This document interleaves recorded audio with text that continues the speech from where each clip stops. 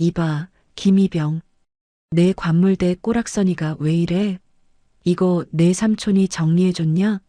아, 맞다. 너 같은 놈 삼촌은 보나 마나 시장 바닥에서 배추나 나르고 있겠지? 야, 김진우. 너희 집안은 대대로 머리가 나쁘냐? 가르쳐줘도 왜 하질 못해?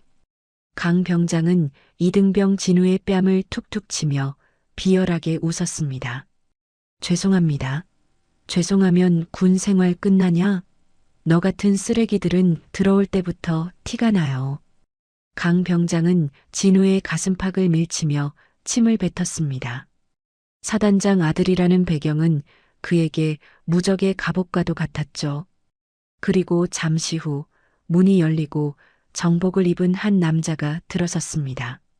강 병장의 시선이 남자의 어깨에 머문 순간 그곳엔 번쩍이는 별 3개가 박혀 있었습니다. 진우야, 저분이 설마.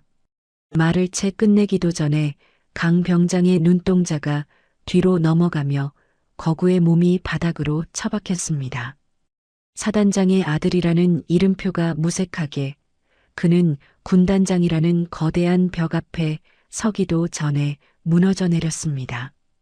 하늘 높은 줄 모르던 사단장 아들의 오만이 단 한 번의 면회로 지옥이 되어버린 순간 군 부대를 뒤흔든 이 짜릿한 역전극은 이제 시작에 불과합니다. 여러분의 좋아요, 구독 알림 설정 작은 클릭 하나가 오늘 누군가에게는 큰 희망이, 여러분에게는 큰 복이 됩니다. 오늘의 사연 시작합니다. 내무반 안에 정적이 흘렀어요. 신병 김진우가 관물대 앞에 무릎을 꿇고 앉아 조심스럽게 군복을 개고 있었습니다. 손이 살짝 떨렸죠. 전이 본 지채 일주일도 되지 않은 이등병의 손끝은 아직 군대 물이 덜 들어 있었어요. 발소리가 들렸습니다. 무겁고 느린, 일부러 소리를 내는 발소리였죠. 강현우 병장이 팔짱을 낀 채 내무반 문을 열고 들어왔어요. 시선이 진우의 관물대 쪽으로 천천히 흘러갔습니다. 입꼬리가 올라가더니 발걸음을 옮겼죠. 아! 진우가 고개를 들었어요. 현우가 관물대 안을 훑어보다 혀를 찼습니다. 이게 정리야, 지금 군복 깨는 것도 이 모양이야? 진우가 얼른 일어서며 대답했어요. 죄송합니다, 병장님. 다시 정리하겠습니다. 현우는 대답을 듣는 둥마는 둥 관물대 안으로 손을 뻗었습니다. 접혀있던 옷가지들이 바닥으로 와르르 쏟아졌어요. 현우가 그걸 발로 한번 툭 밀어내며 진우를 내려다봤습니다. 다시게. 진우가 말없이 바닥에 주저앉아 옷을 집어들었어요. 고개를 숙인 채 손을 움직였죠. 그때 현우의 시선이 관물대 서랍 안에 꽂혀있던 편지 봉투 하나에 가서 꽂혔습니다.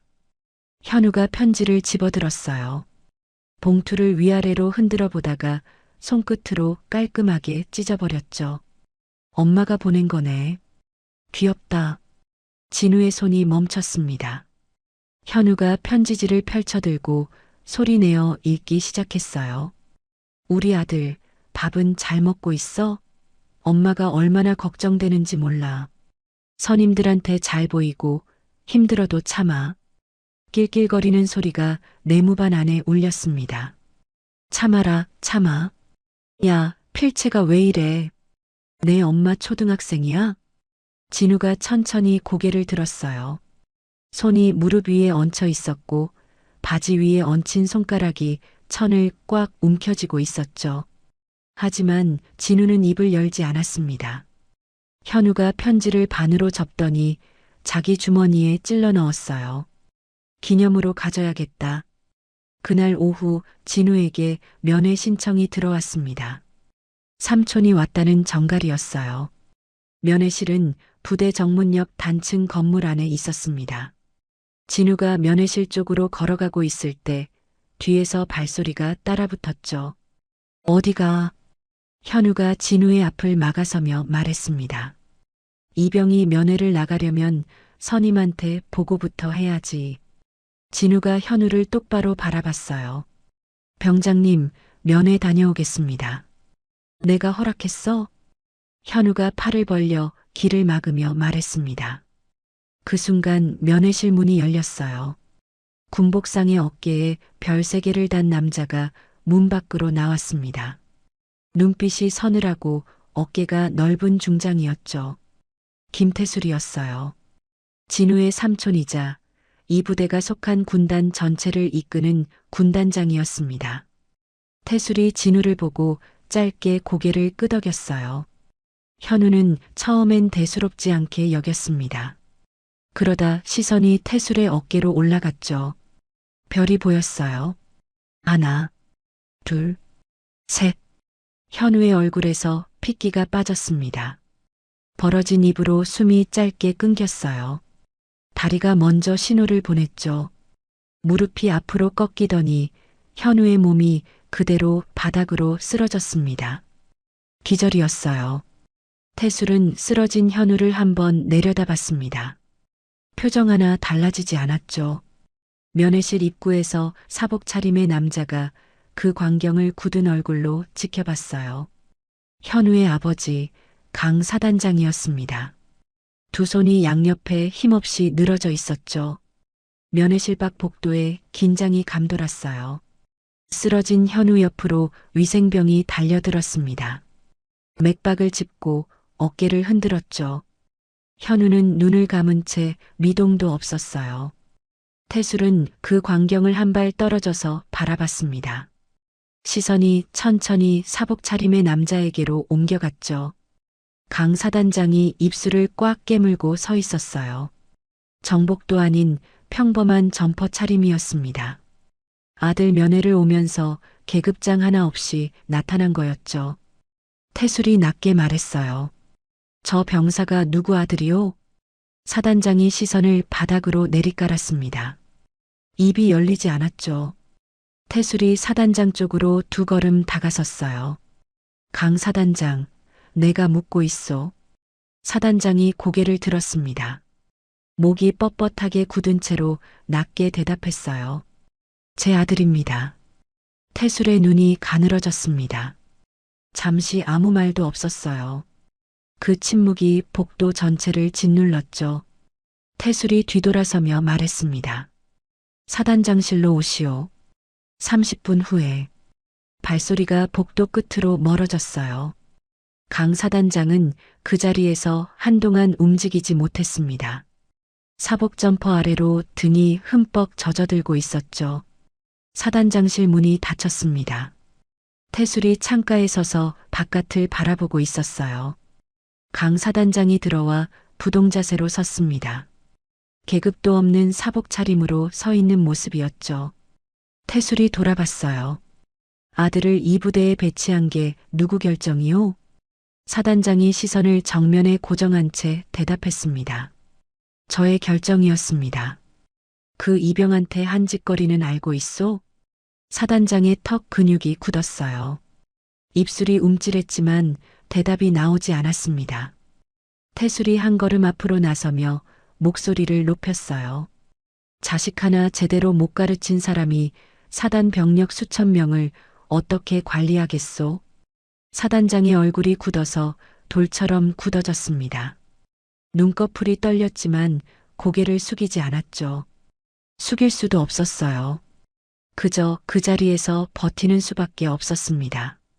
태술의 목소리가 더 커졌어요.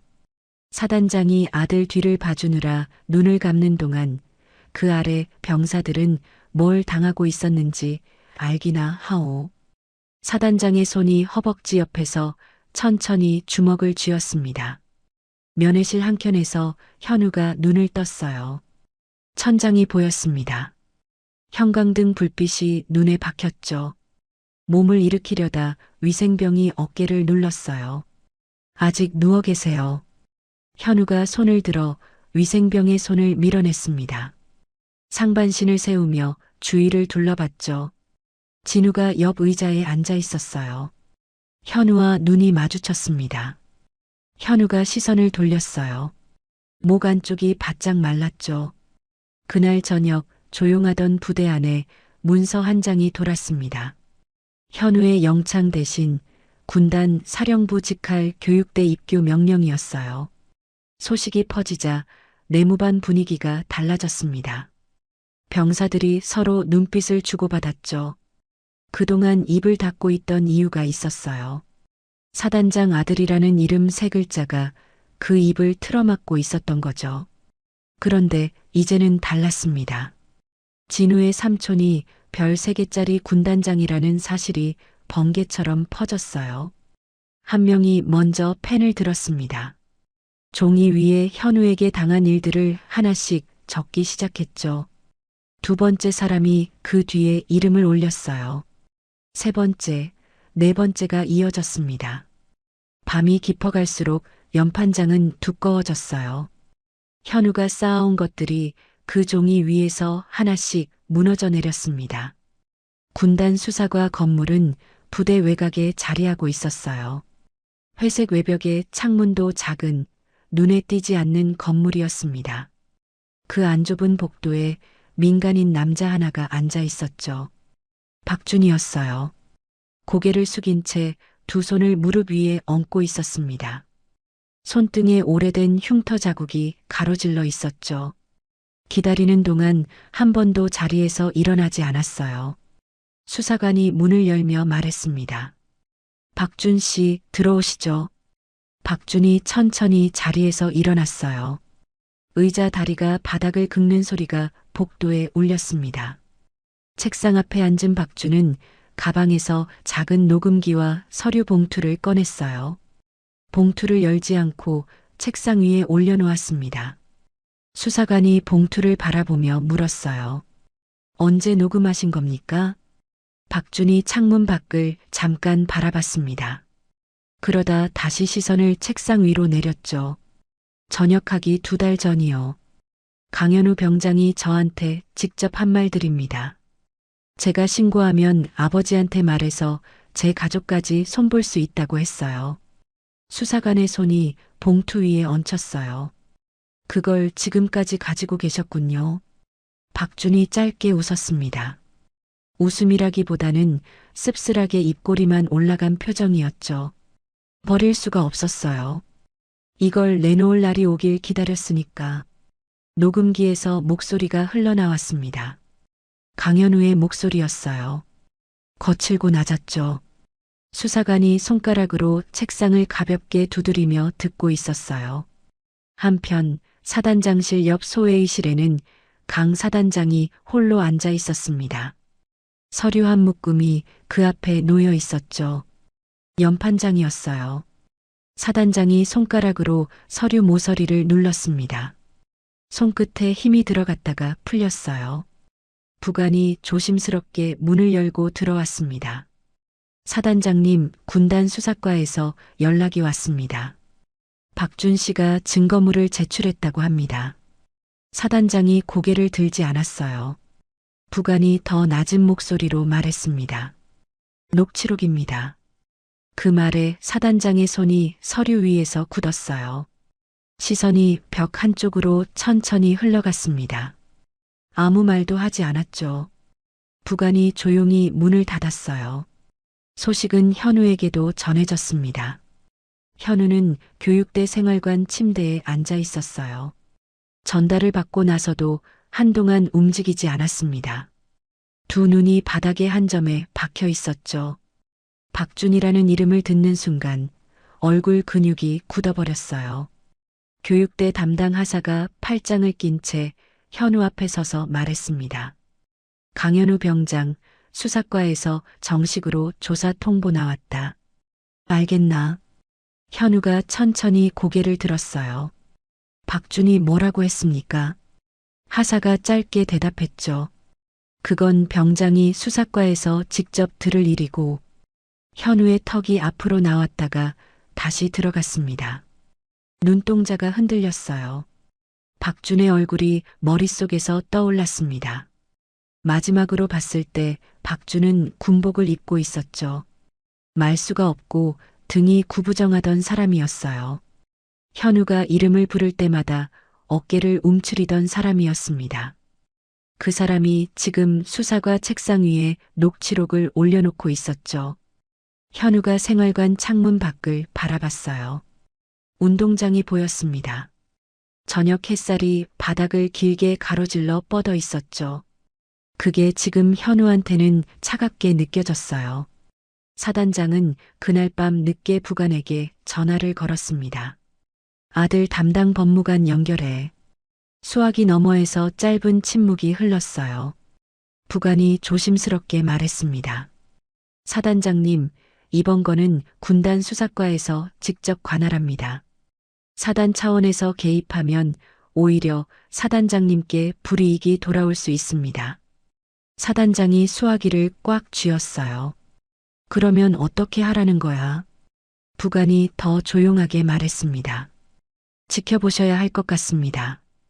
사단장이 전화를 끊었어요.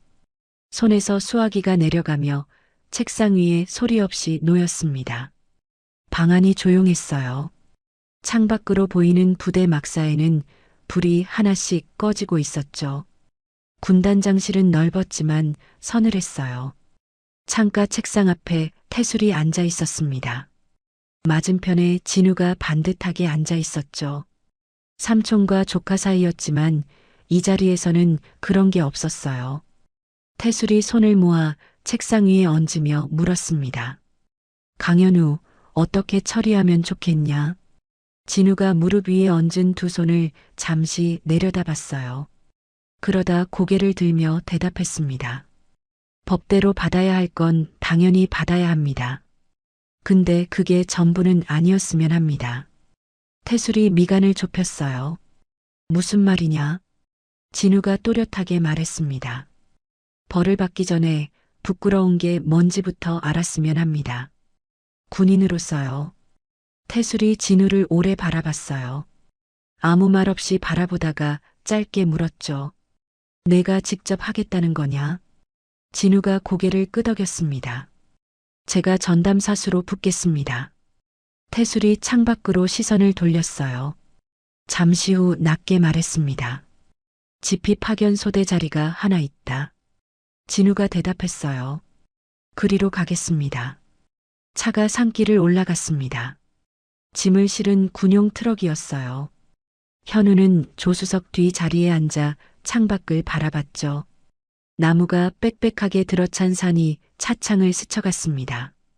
도로가 좁아지면서 포장도 사라졌어요. 자가리 타이어 아래에서 튀어올랐죠. 현우가 앞자리 진우의 뒤통수를 바라봤습니다. 야, 이등병. 진우가 돌아보지 않았어요. 현우가 다시 말했습니다. 여기가 어디야? 진우가 짧게 대답했어요. 최전방 지피입니다. 현우가 창밖을 다시 봤습니다. 산 너머로 철조망이 보이기 시작했죠. 지피 소대장이 두 사람을 맞았어요. 소대장은 현우를 위아래로 훑어보더니 진우에게 물었습니다. 이 인원 내가 어떻게 쓰면 되냐? 진우가 대답했어요. 규정대로 쓰시면 됩니다. 특별 취급 없이요. 소대장이 피식 웃었습니다. 현우의 첫 번째 임무는 취사였어요. 새벽 5시에 일어나 쌀을 씻고 국을 끓이는 일이었죠. 내무반에서 호통을 치던 손이 이제 감자 껍질을 벗기고 있었습니다. 칼이 미끄러져 손가락을 살짝 베었어요. 현우가 손을 들어 상처를 봤습니다. 피가 맺혔죠. 뒤에서 진우가 말했어요. 흐르는 물에 씻고 계속하세요. 현우가 돌아봤습니다. 이걸 나한테 시키는 거냐? 진우가 앞치마를 집어 현우 쪽으로 던지며 말했어요. 병장님이 할 줄 아는 게 있어야 소대원들한테 밥이라도 먹이죠. 현우가 앞치마를 받아들었습니다. 그러다 바닥에 내던졌죠. 진우가 그걸 다시 집어 현우의 가슴팍에 밀어 넣었어요. 지금 소대원 12명이 밥 먹을 시간 기다리고 있습니다. 둘이 눈을 마주쳤어요. 현우의 눈에 불이 켜졌다가 꺼졌습니다. 천천히 앞치마를 둘렀어요. 경계 근무도 마찬가지였어요. 밤 12시부터 새벽 2시까지 철조망 앞에 서서 어둠을 바라보는 근무였습니다. 바람이 세게 불었고 기온이 낮았죠. 현우가 총을 고쳐 잡으며 옆에 선 진우에게 말했습니다. 너 나한테 복수하려고 이러는 거지. 진우가 전방을 바라보며 대답했어요. 복수였으면 훨씬 편하게 했겠죠. 현우가 코웃음을 쳤습니다. 그럼 뭔데? 진우가 잠시 말이 없었어요. 바람이 철조망을 흔들었습니다. 진우가 입을 열었어요. 병장님이 여기서 아무것도 못하면 저도 아무것도 아닌 사람한테 당한 게 되는 거니까요. 현우가 진우 쪽으로 고개를 돌렸습니다. 진우는 계속 전방을 바라보고 있었어요. 표정이 흔들리지 않았죠. 현우가 다시 정면으로 고개를 돌렸습니다. 입술이 굳게 다물렸어요. 바람이 다시 불었습니다. 두 사람은 말없이 어둠 속을 바라봤어요. 지피의 아침은 짧았어요. 해가 뜬는가 싶으면 곧바로 훈련이 시작됐습니다. 산 능선을 타고 오르는 구보, 완전 군장 행군, 야간 침투 훈련이 번갈아가며 이어졌죠. 현우는 매일 아침 이를 악물고 따라붙었어요. 발바닥에 물집이 잡히고 무릎이 욱신거렸지만 내색하지 않았습니다. 내색하면 진우가 볼 것 같았고 그게 더 싫었죠. 그렇게 보름이 지났어요. 새벽 훈련을 마치고 내무반으로 돌아오던 날이었습니다. 소대원 이창민 일병이 갑자기 복부를 감싸쥐며 무릎을 꿇었어요. 창민이 이를 앙다물며 말했습니다. 배가 너무 아픕니다. 진우가 달려가 창민의 어깨를 잡았어요. 어디가 아파? 창민이 오른쪽 아랫배를 손으로 짚으며 대답했습니다. 여기요. 어젯밤부터 그랬는데 참았습니다. 진우가 창민의 이마를 짚었어요. 열이 올라 있었습니다. 진우가 고개를 들어 소대장을 찾았죠. 소대장이 헬기 후송을 요청하려 무전기를 들었어요. 그런데 산 위쪽에서 먹구름이 빠르게 내려오고 있었습니다. 무전기에서 잡음만 터졌죠. 소대장이 무전기를 내리며 말했어요. 기상 악화로 헬기가 뜰 수 없다. 산길로 내려보내야 해. 창민이 점점 얼굴이 창백해졌습니다. 식은땀이 이마를 타고 흘렀어요. 진우가 창민의 팔을 자기 어깨에 걸쳤습니다. 제가 업겠습니다. 그때 현우가 옆으로 나섰어요. 진우의 손을 밀어냈습니다. 내가 업는다. 진우가 현우를 봤어요. 현우가 창민 앞에 쪼그려 앉으며 말했습니다. 올라타. 창민이 현우의 등에 엎였어요. 현우가 두 다리에 힘을 주며 일어섰습니다. 창민의 체중이 고스란히 어깨를 눌렀어요. 산길이 시작됐습니다. 빗방울이 떨어지기 시작했어요. 굵어지면서 금세 장대비가 됐죠. 길이 미끄러워졌습니다. 돌멩이들이 물을 머금으며 발 아래에서 흔들렸어요. 현우가 이를 꽉 물고 걸었습니다. 무릎이 가끔씩 꺾일 듯 떨렸지만 등에 실린 창민을 내려놓지 않았어요. 진우가 옆에 붙어 걸으며 말했습니다. 오른쪽으로 붙으세요. 바위 있습니다. 현우가 숨을 몰아쉬며 오른쪽으로 발을 옮겼어요. 한번 미끄러졌습니다. 왼쪽 무릎이 바닥에 꽝 찢혔죠. 진우가 재빨리 팔을 뻗어 현우의 팔을 잡았어요. 현우가 숨을 한번 고르고 다시 일어섰습니다. 창민은 등에서 내려오지 않았어요. 병장님, 조금만 더요. 진우가 앞길을 살피며 말했습니다. 현우가 대답 대신 발을 내디뎠어요. 산 중턱을 지나 길이 평탄해졌을 때 저 아래 불빛이 보였습니다. 부대 의무대 건물이었어요. 현우가 마지막 언덕을 내려오며 다리가 덜덜 떨렸습니다. 진우가 옆에서 현우의 팔을 받쳤어요. 의무대 문이 열렸습니다. 의무병들이 달려나와 창민을 들것에 옮겼어요. 현우가 빈 등으로 그 자리에 섰습니다. 비에 흠뻑 젖은 채로 숨을 고르고 있었죠. 무릎이 얼얼했어요. 창민이 들것에 실려 들어가면서 고개를 돌려 현우를 봤습니다. 병장님, 감사합니다. 현우가 아무 말도 하지 않았어요. 고개를 돌려 빗속 산 쪽을 바라봤습니다. 지피로 복귀하는 길에 두 사람은 말없이 걸었어요. 빗줄기가 잦아들고 있었습니다. 현우가 걸으면서 낮게 말했어요. 이등병. 진우가 대답했습니다. 예. 현우가 잠깐 걸음을 멈췄어요. 빗물이 목을 타고 흘러내렸습니다. 나는 저 녀석이 죽을 수도 있다는 생각을 했어. 진우가 현우 옆에 멈춰서서 그 말을 들었어요. 현우가 다시 걸으며 말했습니다. 처음이었어. 내 힘으로 뭔가를 해야 한다는 게.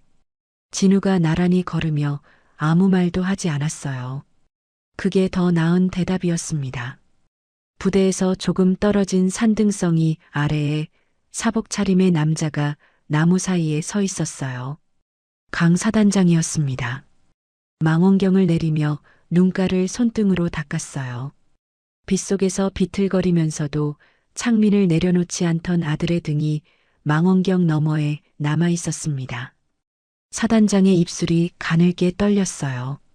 산불이 처음 시작된 건 오후 2시였어요. 능선 너머 민간인 마을 쪽에서 연기가 피어오르기 시작했습니다. 처음엔 가느다란 실처럼 보였죠. 그런데 바람이 방향을 바꾸면서 불이 빠르게 번졌어요. 지피 소대장이 무전기를 쥐고 소리쳤습니다. 전 대원 대피 지원 나간다. 마을 주민 먼저 빼내. 소대원들이 장비를 챙겨 뛰어나갔어요. 현우와 진우는 마을 왼쪽 구역을 맡았습니다. 집집마다 문을 두드리며 사람들을 밖으로 불러냈죠. 대부분 이미 짐을 들고 나와 있었어요. 마을을 한 바퀴 돌아 나오던 진우가 발걸음을 멈췄습니다. 마을 끝자락 길에서 한참 들어간 곳에 작은 집이 한 채 있었어요. 굴뚝에서 밥 짓는 연기가 올라오고 있었습니다. 진우가 현우를 봤어요. 저 집 아직 아무도 나오지 않았습니다. 현우가 이미 그 집 쪽으로 발을 옮기고 있었습니다. 문을 두드렸어요. 대답이 없었죠. 현우가 문고리를 당겼습니다. 잠겨 있지 않았어요. 방 안에 할머니 한 명이 앉아 있었습니다. 귀가 어두운지 두 사람이 들어서는 소리도 듣지 못했어요. 라디오를 무릎에 올려놓고 눈을 감고 있었죠. 진우가 할머니 앞에 무릎을 꿇으며 말했습니다. 할머니, 불났어요. 지금 나가셔야 해요. 할머니가 눈을 뜨며 두 사람을 번갈아 봤어요. 불이 났다고? 현우가 할머니의 팔을 부축하며 말했습니다. 빨리 나가셔야 합니다. 일어나세요. 할머니가 라디오를 꼭 쥐었어요. 이거 놓고 가면 안 되는데. 현우가 할머니 손에서 라디오를 받아 품에 안았습니다. 제가 들고 갑니다. 일어나세요. 셋이 집을 나섰어요. 그런데 문을 열고 나서는 순간 공기가 달라져 있었습니다. 뜨거웠어요. 연기가 아까보다 훨씬 짙어졌죠. 바람이 방향을 바꿔 마을 안쪽으로 불어오고 있었습니다. 진우가 왔던 길을 보며 굳었어요. 마을 입구 쪽 길이 불길에 막혀 있었습니다. 나무들이 불을 옮기며 빠르게 타들어가고 있었죠. 현우가 다른 방향을 살폈어요. 오른쪽은 경사진 비탈이었고 왼쪽은 불길이 에워싸기 시작한 숲이었습니다. 진우가 무전기를 들었어요. 버튼을 눌렀지만 지직거리는 소리만 났습니다. 무전기를 흔들어 봤지만 마찬가지였어요. 열기에 내부 부품이 망가진 거였죠. 현우가 낮게 말했습니다. 퇴로가 없어. 진우가 주위를 빠르게 훑었어요. 연기가 목구멍으로 밀려들었습니다. 할머니가 기침을 하며 몸을 웅크렸죠. 진우가 할머니를 부축하며 말했습니다. 할머니, 저 잡으세요. 현우가 진우 옆으로 바짝 붙어 서며 말했어요. 어디로 가? 진우가 비탈 쪽을 가리켰습니다. 저쪽으로 올라가서 연기 피할 곳 찾아야 합니다. 현우가 바탈 위를 봤어요. 가파르고 바위가 많았습니다. 할머니가 혼자 오르기는 무리였죠. 현우가 라디오를 진우에게 건네며 말했어요. 내가 없는다. 둘이 눈을 마주쳤습니다. 진우가 라디오를 받았어요. 현우가 할머니 앞에 등을 보이며 쪼그려 앉았습니다. 할머니가 현우의 등에 올라탔어요. 현우가 할머니의 두 다리를 팔로 단단히 잡았습니다. 불길이 세 사람의 뒤쪽에서 소리를 내며 가까워졌어요. 나뭇가지가 타면서 툭툭 터지는 소리가 사방에서 들렸습니다. 연기가 눈을 찔렀죠. 진우가 앞장서서 비탈을 오르기 시작했어요. 현우가 이를 악물고 따라붙었습니다. 발이 바위를 딛고 흙을 밟았어요. 할머니의 무게가 어깨를 눌렀지만 현우는 멈추지 않았습니다. 연기가 점점 짙어졌어요. 앞이 흐려졌죠. 진우가 팔을 뻗어 바위를 짚으며 위로 올랐습니다. 불길이 세 사람을 둘러쌌어요. 위로는 비탈, 아래로는 불이었습니다. 진우가 멈추며 말했어요. 여기서 더 올라가면 바위에 막힙니다. 현우가 숨을 몰아쉬며 주위를 봤습니다. 사방이 연기였어요. 진우가 주머니를 뒤졌지만 아무것도 없었어요. 무전기는 쓸 수 없었습니다. 신호탄도 없었죠. 현우가 하늘을 올려다봤어요. 연기 사이로 드론 한 대가 지나가는 소리가 들렸습니다. 소리는 금방 사라졌죠. 할머니가 현우의 등에서 기침을 멈추지 못했어요. 진우가 할머니 입을 자기 소매로 막으며 말했습니다. 할머니, 숨 얕게 쉬세요. 현우가 진우를 바라봤어요.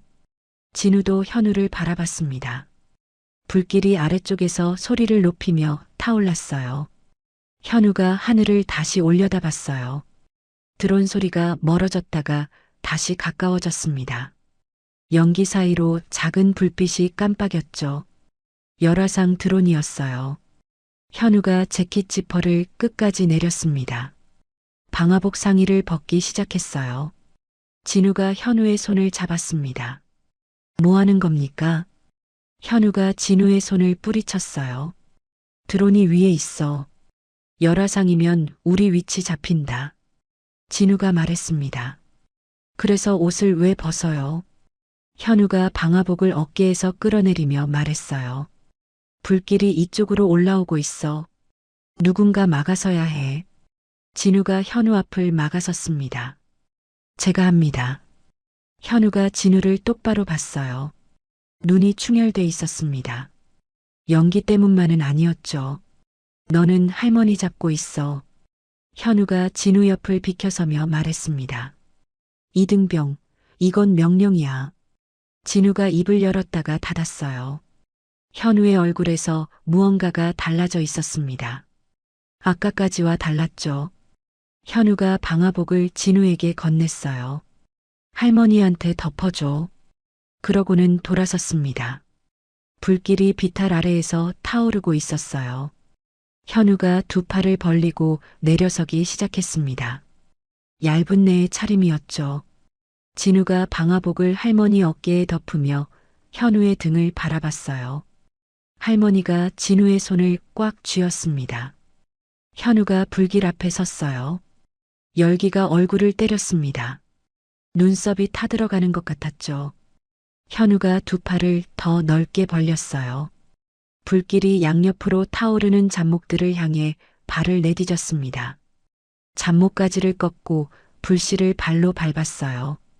연기가 폐 안으로 쏟아졌습니다. 기침이 터져나왔지만 멈추지 않았어요. 군단 본부 상황실 화면에 열화상 영상이 떠 있었습니다. 세 개의 열원이 찍혔어요. 두 개는 한데 모여 있었고 하나는 불길 쪽으로 내려가고 있었죠. 태술이 화면 앞에 서서 팔짱을 풀었습니다. 영상 속에서 혼자 불길 앞에 선 열원이 팔을 벌리고 있었어요.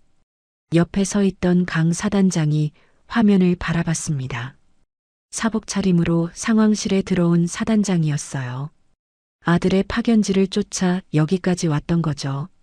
사단장의 입술이 떨렸어요. 태술이 옆에 선 참모에게 말했습니다. 특수구조대 즉시 투입해 참모가 뛰어나갔어요. 화면 속 열원 하나가 흔들렸습니다. 쓰러지는 것 같았죠. 그러다 다시 일어섰어요. 사단장이 화면 앞으로 한 걸음 나섰습니다. 주먹이 허벅지 옆에서 굳게 쥐어졌어요. 특수구조대 헬기가 연기를 뚫고 내려왔습니다. 진우가 하늘을 올려다봤어요. 프로펠러 소리가 귀를 때렸습니다. 로프가 내려왔죠. 진우가 할머니를 먼저 구조대원에게 넘겼어요. 그러고 나서 현우 쪽으로 뛰었습니다. 현우가 비탈 아래에서 한쪽 무릎을 짚고 있었어요. 두 팔에 화상 자국이 붉게 번져 있었습니다. 숨이 거칠었죠. 진우가 현우의 팔을 잡아 일으켰어요. 현우가 진우를 올려다봤습니다. 눈이 가늘게 떠졌어요. 할머니는 진우가 대답했습니다. 먼저 올려보냈습니다. 현우가 작게 고개를 끄덕였어요. 그러다 진우의 군복을 한번 잡아당기며 낮게 말했습니다. 너 다친 데 없어. 진우가 현우의 팔을 어깨에 걸치며 말했어요. 없습니다. 현우가 눈을 감았다 떴습니다. 입꼬리가 아주 조금 올라갔어요. 구조대원이 내려와 현우를 받쳤습니다. 헬기가 세 사람을 끌어올렸어요. 상황실 화면에서 열원 세 개가 모두 헬기 안으로 사라졌습니다. 태술이 화면을 바라보다 뒤로 돌아섰어요. 강 사단장이 그 자리에 굳어 서 있었습니다. 눈이 붉어져 있었죠. 태술이 낮게 말했어요. 아들이 군인이 됐군요. 사단장이 대답하지 못했습니다. 고개만 천천히 앞으로 떨어졌어요. 병원 처치실 밖 복도에서 진우가 벽에 등을 기대고 서 있었습니다. 안에서 현우가 팔에 붕대를 감고 눈을 감고 있었어요. 의식이 흐릿하게 돌아오는 중이었죠. 현우의 눈꺼풀이 가늘게 열렸습니다. 천장이 보였어요. 고개를 옆으로 돌리자 처치실 유리창 너머로 진우가 서 있었습니다. 현우가 눈을 마주쳤어요. 진우가 고개를 끄덕였습니다. 현우의 눈꺼풀이 다시 내려앉았어요. 입꼬리가 천천히 올라갔습니다. 징계위원회 결과가 나온 건 현우가 퇴원하고 열흘 뒤였어요. 군사법원 처분과 함께 전역일이 2달 뒤로 밀렸습니다. 현우는 결과를 전달받으며 아무 말도 하지 않았어요. 서류를 받아들고 한 번 읽은 뒤 책상 위에 내려놓았죠. 담당 장교가 물었습니다. 이해 있나? 현우가 고개를 저었어요. 없습니다. 장교가 잠시 현우를 바라봤습니다. 그러다 낮게 말했어요. 군단장님이 징계위원회에서 산불 구조 상황을 직접 진술했어. 그게 참작됐어. 현우가 조용히 대답했습니다. 알겠습니다. 남은 2달을 현우는 지피소대에서 마쳤어요. 도망치지 않았습니다. 취사도 했고 경계 근무도 섰죠. 아무도 시키지 않았지만 소대원 군복에 떨어진 단추를 꿰매주기도 했어요. 창민이 퇴원하고 돌아오던 날 현우가 내무반 문 앞에 서 있었습니다. 창민이 어색하게 웃으며 말했어요. 병장님, 저 왔습니다. 현우가 창민의 어깨를 한번 가볍게 두드렸습니다. 들어와. 저녁날 아침이 왔어요. 지피 소대원들이 위병소 앞에 나와 있었습니다. 다들 말이 없었죠. 현우가 사복을 입고 짐 가방을 들고 나왔어요. 진우가 현우 앞으로 걸어왔습니다. 손을 뻗어 가방을 받아들었어요. 현우가 진우를 봤습니다. 이등병이 병장 짐을 들어 진우가 가방을 어깨에 걸치며 말했어요. 전역자 짐 드는 겁니다. 현우가 피식 웃었습니다. 짧고 낮은 웃음이었어요. 위병소 앞에 강 사단장이 서 있었습니다. 정복 차림이었어요. 어깨의 별이 아침 햇살에 빛났죠. 현우가 아버지 앞에서 걸음을 멈췄습니다. 두 사람이 눈을 마주쳤어요. 현우가 차렷 자세로 섰습니다. 손이 올라가 이마 옆에 붙었어요. 반듯한 거수 경례였습니다. 사단장이 현우의 경례를 받았어요. 손이 올라가는데 시간이 걸렸죠. 손이 이마에 닿았을 때 사단장의 눈가가 붉어졌습니다. 두 사람은 말없이 경례를 나눴어요. 현우가 손을 내렸습니다. 사단장이 아들의 어깨를 손으로 한번 꽉 쥐었다가 놓았어요. 그게 전부였죠. 그걸로 충분했습니다. 진우가 위병소까지 현우를 배웅했어요. 차가 기다리고 있었습니다. 현우가 차 문을 열다 말고 진우를 돌아봤어요. 김진우. 진우가 대답했습니다. 예. 현우가 잠깐 입을 다물었다가 열었어요. 그때 편지. 미안했어. 진우가 현우를 바라봤습니다. 아무 말도 하지 않았어요. 고개를 한번 끄덕였죠. 현우가 차에 올라탔습니다. 차가 천천히 부대 정문을 빠져나갔어요. 진우는 차가 사라질 때까지 그 자리에 서 있었습니다. 5년이 흘렀어요. 대기업 면접실은 조용하고 깔끔했습니다. 긴 테이블 한쪽에 면접관들이 앉아 있었어요. 진우도 그 자리에 있었죠. 지원자들이 한 명씩 들어왔습니다. 문이 열리고 다음 지원자가 들어왔어요. 단정하게 다린 정장 차림의 남자였습니다. 어깨가 반듯했고 걸음이 흔들리지 않았죠. 남자가 의자를 당겨 앉으며 고개를 들었어요. 진우의 손가락이 서류 위에서 멈췄습니다. 이력서 상단에 이름이 찍혀 있었어요. 강현우였죠. 진우가 서류를 내려다봤습니다. 자기소개서 첫 줄에 이런 문장이 적혀 있었어요. 군 복무 중 배운 책임감이 지금의 저를 만들었습니다. 진우가 천천히 고개를 들었어요. 현우가 진우를 바라보고 있었습니다. 두 사람의 눈이 마주쳤어요. 아무 말도 오가지 않았습니다. 그러나 둘 다 알았죠. 진우가 서류를 덮으며 현우에게 손을 내밀었어요. 현우가 손을 잡았습니다. 두 손이 맞닿으며 악수가 이루어졌어요. 짧지만 단단한 악수였습니다. 권력 앞에 무릎 꿇던 사람이 있었어요. 아버지의 이름 뒤에 숨어 남을 짓밟던 사람이었죠. 그런 사람이 불길 속에서 자신의 옷을 벗어 남을 덮었습니다. 사람은 변하지 않는다고들 하죠. 하지만 오늘 이야기는 달랐어요. 변하지 않는 게 아니라 변할 기회를 만나지 못했던 거라고 말하고 있었습니다. 진우는 복수 대신 기회를 줬어요. 그 기회가 현우를 사람으로 만들었습니다. 그리고 그 사람이 결국 군인이 됐죠. 백도 별도 아버지의 계급도 없는 곳에서 강현우는 처음으로 자기 자신과 마주했어요. 그게 진짜 시작이었습니다.